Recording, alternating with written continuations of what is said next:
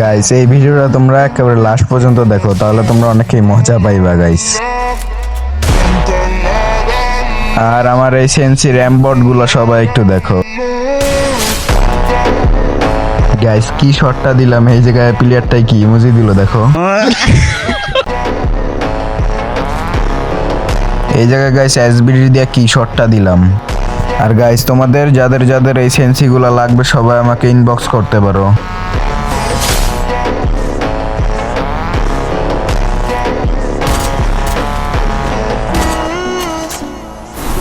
এই জায়গায় দেখো গাইস প্লেয়ারটাই কি করে।